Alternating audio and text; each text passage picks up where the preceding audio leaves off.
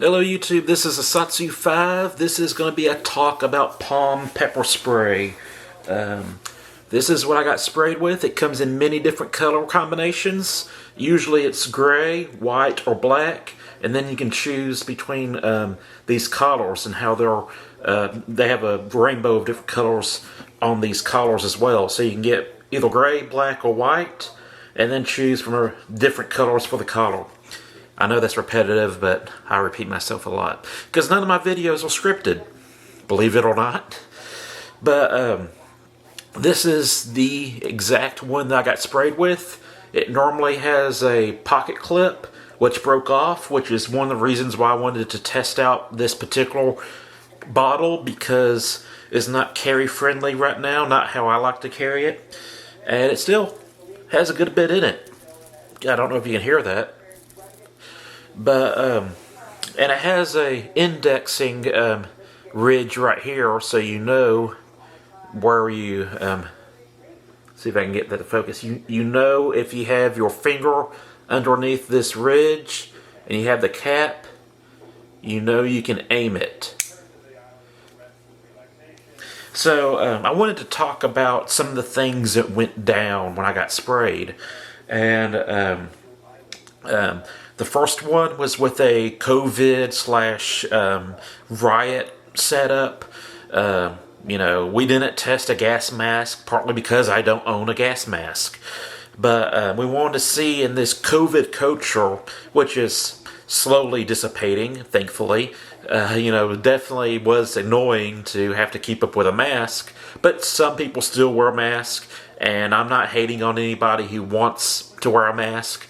I'm just saying that when I walk all the way up to the entrance of a store, it's pretty irritating to walk all the way back to the vehicle because I forgot my mask. Anyways, we wanted to test if wearing sunglasses, which I used safety glasses that are kind of like sporting sunglasses. They're kind of similar to Oakley's, but very cheap and not polarized. And then I wore a KN95 mask.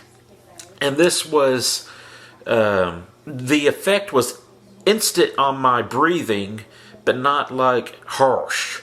I started coughing. It sucks, but it's like bearable. And I took my mask off, and I took my glasses off, and I was like, this eye is bothering me. And I said to my brother, I can still fight you. And then it seems like after I said those things, it just went downhill from there. But when I was suffering from the respiration of the capsaicin oil, it wasn't nearly as bad as when I got sprayed with nothing on. And this could be a couple things. One, my brother got pretty close to my nose. I told him to spray my eyes because I wanted to be able to talk to you and, describe what I'm going through. And I didn't really want to be shot directly in my mouth, which if I kept my mouth shut, that wouldn't have happened. But, that was just kind of the joke. I said, Matthew, now don't spray me directly in the nose and mouth because I want to talk. And my brother was like, I dare you to say that to the camera.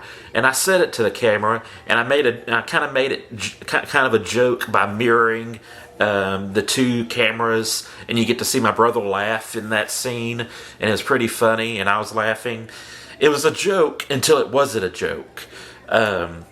I literally was thinking at one point, do I need to call 911? I was not breathing well at all when I got sprayed. He pretty much went shh, shh. Yeah, kind of made like a 7 almost. And Asset Protection John, he recommends blessing the deserving with the hot sauce, which, if you're familiar with the Catholic, thing, hope I'm doing that correctly. I'm not Catholic, but I have a lot of Catholic friends, and I call them my second family. But instead of, doing this, you go sideways and then down, and he calls it blessing the deserving with the hot sauce. And Matthew kind of went across and then kind of did a 7. He kind of did that.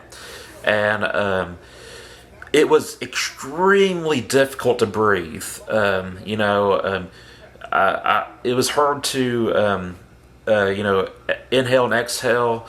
It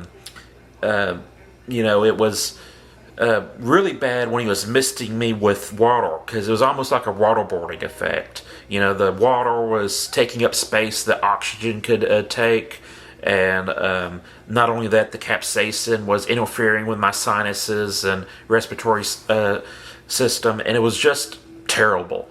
And my brother said several times, "Do you need a chair? Do you need a chair?" And I could tell when my brother was upset, and I did not want to scare him, but I was like, man, this is going to be a stupid way to die.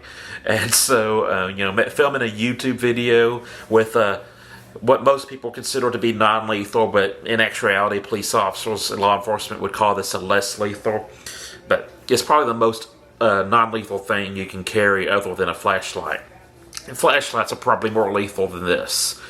But I definitely felt like I was, on the verge of needing medical attention.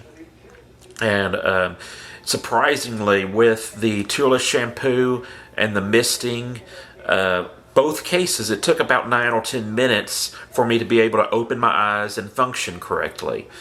During that 8 minutes, I don't care how girly, small child they are, they could have took my wallet, kicked me in the face, and ran off, and I would be completely helpless. And so it's a very effective tool. And, I mentioned in the video, I said ethical muggers, could use this and steal stuff. And, it's not like assault with a deadly weapon. And I've actually heard of criminals using pepper spray for that reason.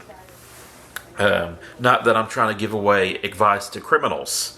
And you notice in the video, we were talking about fighting police and riot situations, and we're really doing that for the education of any law enforcement officers who are watching.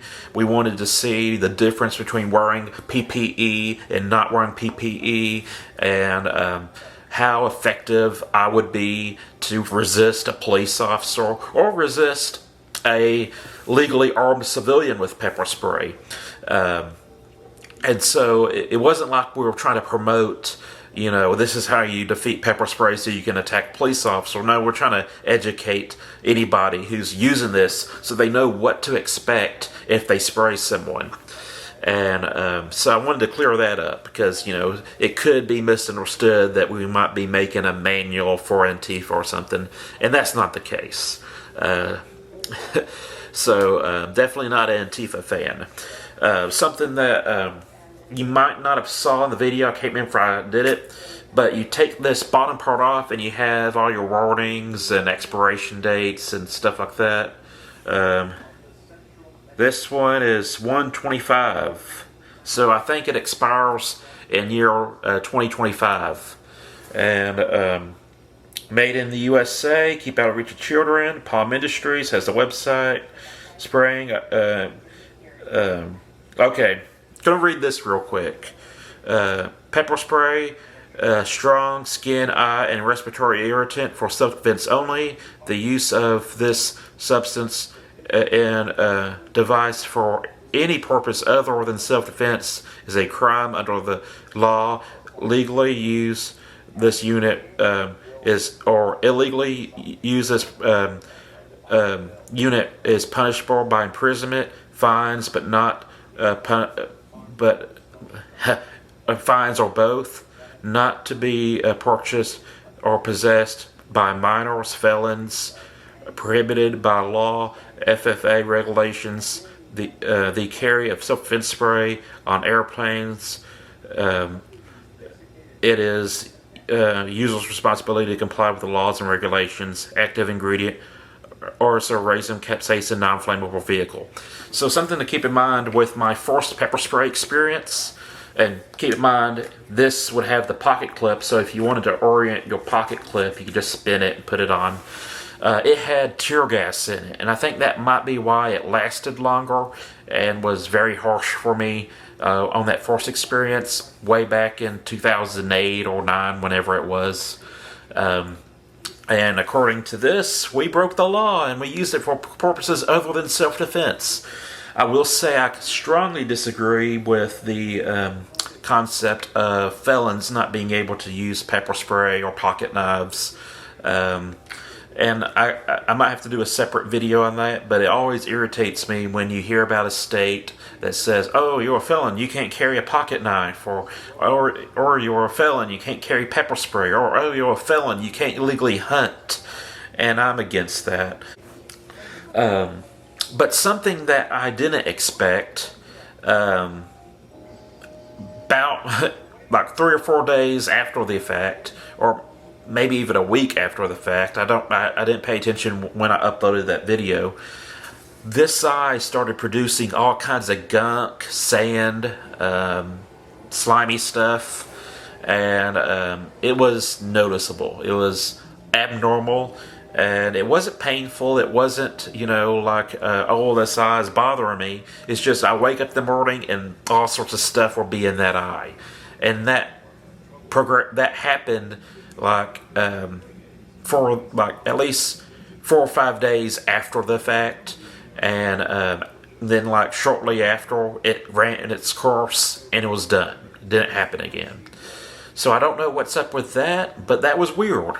And, like, I'd wake up and this eye would be, like, kind of, like, crusted over clothes, or it would have some kind of slime. And I know I mean kind of gross, but it's what happened. And I'd have to, like, get that stuff out of there before I go in public. So that was weird. Shortly after filming that video, I lost my Carry Palm pepper spray. I'm going to have to buy another one or find it. I don't know if I left it at my brother's house when we were filming the video and saying this and this and, doing things on camera. I don't know if I left it over at his house. I don't know if I dropped it in the process of being sprayed and not knowing what was going on. I thought I carried it to Buffalo Wild Wings on a UFC night, so maybe it fell out of my pocket. I don't know. These things have pretty decent pocket clips. They're plastic pocket clips. They can break if you're doing heavy activities like yard work and you're like wrestling with big logs or whatever. But I don't know what happened to my carry bottle. Not only that, I found this. For those youngsters, this is Cold Steel Inferno. This is the pepper spray I was supposed to test back in, I think, 2009, 2010. I did my original test with Sabre, and after I did my Sabre test, this stuff came out, and everybody's like, oh, you gotta try Inferno, you gotta try Inferno. It's like some really bad butt stuff. And I got all my friends together back when I had friends in town, and I had an actual team when I was doing my original video. So I got my team together, and Matthew was pointing this at me, and I think it was Matthew. There was actually 2 Matthews with us at the moment, my brother and a friend of ours. And I was looking down the barrel for lack of choice of words, the nozzle. I was like, I can't do it. I just can't do it. This stuff is supposed to be, really hot, and it's supposed to have black pepper in it, so it makes you inhale the capsaicin. And keep in mind, what did I do with the palm? I had the palm somewhere. I lost it. Oh, there it is. By the way, this is the box. And keep in mind, this is the highest legal percentage of, or the highest formula you can have as a civilian. I don't know if barrel spray is any different, but for a civilian carry, this is the most powerful stuff you can carry, this formula. And there's probably other companies that use a similar or same formula. And then Sabre has a marking dot and tear gas in it as well. But this was supposed to be the bad butt stuff, and it was short-lived, and it didn't really catch on. I think it's because it's kind of difficult to carry. You have to put it in your pocket. This is the one that I bought two. This one and the pen one, the one that looks like a pen, but like it's not the most easy thing to carry. You know, it's about the size of a flashlight, which I wanted the bigger one, the medium size one. They had one smaller than this, but I wanted this one. That way I could test myself with it, and when I was walking around the neighborhood, if there was a dog that I needed to spray, I'd have plenty more. I didn't have to chunk the whole thing. But this is what I was supposed to test, and I sent a text message to my brother. I was like, look what I found. He goes, are you going to test it? And I said, you know what? I don't think I'll be testing pepper spray for a while. That was some scary stuff, and it was very unpleasant. I promised to give you a pepper spray demo, and not only did I finally fulfill that promise, the video didn't get the view count that I wanted, which is a shame. I can make a video about anything off the cuff, and that video will get a lot of views. If there was something specific that I think, oh, YouTube's going to really like this, it generally isn't that popular. I don't know why, but it happens like that. Not to say that people didn't appreciate this video. Some people really did appreciate it, but I was expecting like an explosion of views of, hey, let's watch this guy suffer under the wrath of Elsarized hell. So, anyways, thought I'd show that to you, talk about my experience. I'm a firm believer in pepper spray because here's the thing. I think if you carry a gun or a knife, you should carry either pepper spray or a flashlight. And because there's going to be times where people are going to be very mouthy and they're going to invade your personal space, but they're not actually posing a physical threat, or they're not posing a physical threat that you can articulate in court at the time. But if someone gets mouthy and they'll kind of bowing up, and it's like, all right, I'm not sure if he's going to take a swing at me or if he's just talking. Well, you can spray him, and it's going to de-escalate things. You can get away, and you can articulate, hey, I didn't know if this guy's going to hit me or not, and I didn't want to take any chances. That's more justifiable than shanking a guy or shooting a guy because he got mouthy.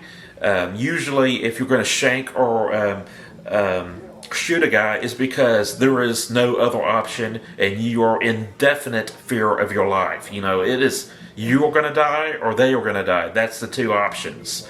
So if it's not a life or death situation, but it's going to be a potential dangerous situation, I think a flashlight or pepper spray is a must. Pepper spray will knock them out of commission for anywhere from 10 minutes up, and you can kind of stroll away and they can't do anything about it. You can get to a safe place and call 911. With a flashlight, you can identify people, and as long as you're strobing them,